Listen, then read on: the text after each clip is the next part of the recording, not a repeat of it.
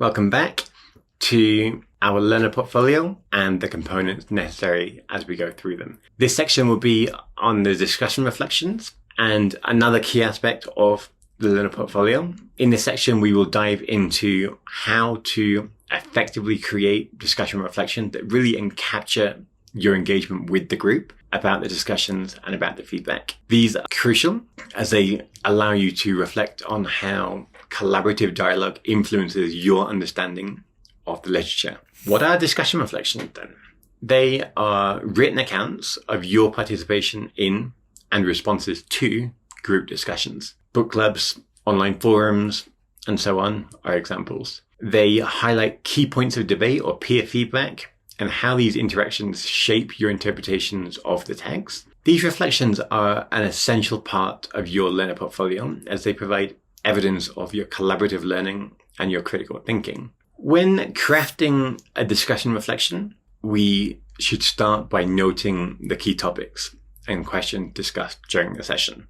We have some form of relevance when we come back to it. We should consider the different perspectives, the different insights shared by our peers and how they influence our own views. We might begin by an introduction that provides some context about our discussion, then mentioning the text or topic discussed and the main questions or themes that were addressed. Then summarizing these key points raised by friends, colleagues, peers, and any significant moments of debate or agreement that occurred within the discussion. Reflect on how the discussion impacted your understanding of the text. Did your perspective change?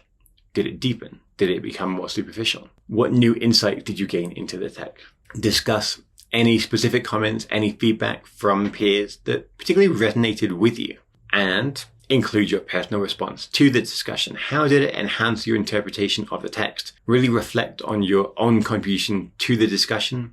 Any ideas where you felt challenged or affirmed? Any times where you felt you couldn't contribute? Conclude your reflection by summarizing the overall impact of the discussion on your understanding of the text. So consider how collaborative dialogue contributed to your learning journey, your ability to engage critically with the literature, with your peers. How well could you rebuke certain discussions? How well could you contribute your own points of view? To give an example, let's consider some points. So perhaps imagine you participated in a discussion about Toni Morrison's Beloved. You could reflect on how your peers' interpretations of the themes of memory and trauma influence your understanding. Maybe discussing specific comments about the symbolism of the ghost, how they enhance your analysis. Considering this within your discussion, rebuking people, answering to people, making sure you have the information to give back. Next, consider a reflection on a book club meeting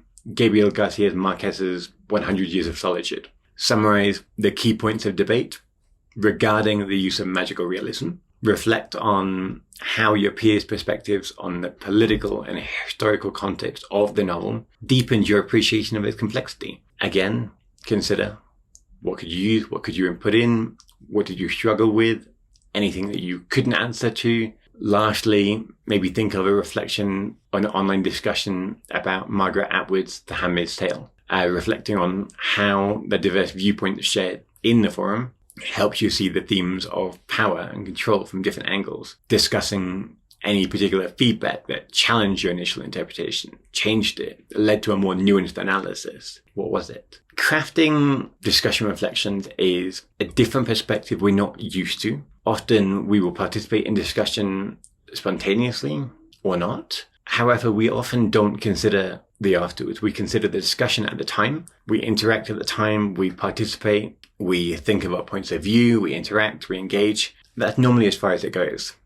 So crafting discussion reflections is an invaluable skill that really allows us to articulate our engagement with collaborative dialogue and feedback. It allows us to reflect on how group discussions influence our understanding of text and how we can really provide insightful and meaningful responses that showcase our critical thinking, our collaborative learning. Remembering also that a strong discussion reflection is thoughtful, is introspective, and it demonstrates the impact of peer interactions on your literary analysis. It's not just a personal reflection. It is also considering what happens as a group. Then moving on to the comparative analysis. This is where we'll consider how to effectively write a comparative analysis and how to explore the similarities and differences between literary texts, and how comparative analyses are crucial in deepening our understanding of literature by examining texts in relation to each other. You can see how important this section would be when it comes to writing our comparative essays for paper 1 and 2. The comparative analysis is structured pieces of writing that examine the similarities and differences, like the examinations, between 2 or more texts. They require you to explore themes, characters, literary devices, contextual factors across multiple works. That's the key. These analyses are an essential part of your learner portfolio, providing evidence of your ability to synthesize and compare literary concepts. When crafting a comparative analysis, start by selecting texts that have significant points of comparison. This could be similar themes, similar characters, similar literary styles, and thoroughly read the text, take notes of the key elements that you plan to compare. Begin with an introduction that provides some background about the text. Mention the titles, the authors, and a brief overview of each text. Then present a clear thesis statement, again, lead into the essay that outlines the main points of your comparison, and then moving on to the body paragraphs. You can organize your analysis with themes, characters, devices, topics, but for each point of comparison, discuss how it is presented in each text.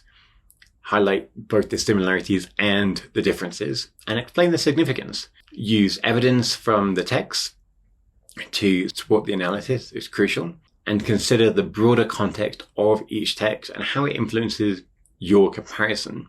Likewise, you could discuss the historical, cultural, and social factors that shape those themes and characters. Reflect on how comparing these texts enhances your understanding of each one individually, and then conclude your analysis by summarizing the key points of the comparison, reinforcing how your findings support your thesis and how they contribute to any broader implications of your comparison. Then, reflect on what you have learned from examining these texts side by side. To take this further, imagine you are comparing the theme of identity in Achebe's Things Fall Apart and Amy Tan's The Joy Luck Club. You could discuss how both authors explore the struggle for cultural identity within different cultural contexts. You could compare the characters' experiences of cultural clash and personal growth. Next, you can consider maybe a comparison of dystopian societies in George Orwell's 1984 and Aldous Huxley's Brave New World. Again, analyze how each author envisions the future and the mechanisms of control used in respective societies. You could compare the protagonists' responses to oppression and their quest for freedom. What are they doing? Lastly, you could think about a comparison of the use of symbolism in Nathaniel Hawthorne's Scarlet Letter or Scott Fitzgerald's The Great Gatsby. Examine how each author uses symbols to represent themes of sin, redemption, and the American dream. Compare the significance of the Scarlet Letter and the green light in conveying the protagonist's desires and failures. These comparative analyses are crucial when it comes to our examinations on paper 1, paper 2, but they also allow us to deepen our understanding of literature by really examining the text in relation to each other, by thoroughly comparing themes, characters, literary devices. We can build and provide insightful or compelling analysis that really reflects our critical engagement with various different works. Remembering that a strong comparative essay analysis is well structured, it is evidence-based, and it offers a nuanced perspective on the text. It's not just one side. You need to consider both positives, negatives, argue them, compare them, consider different aspects, how they changed, all contribute to a successful comparative analysis. Thank you. For the next ones in the next video.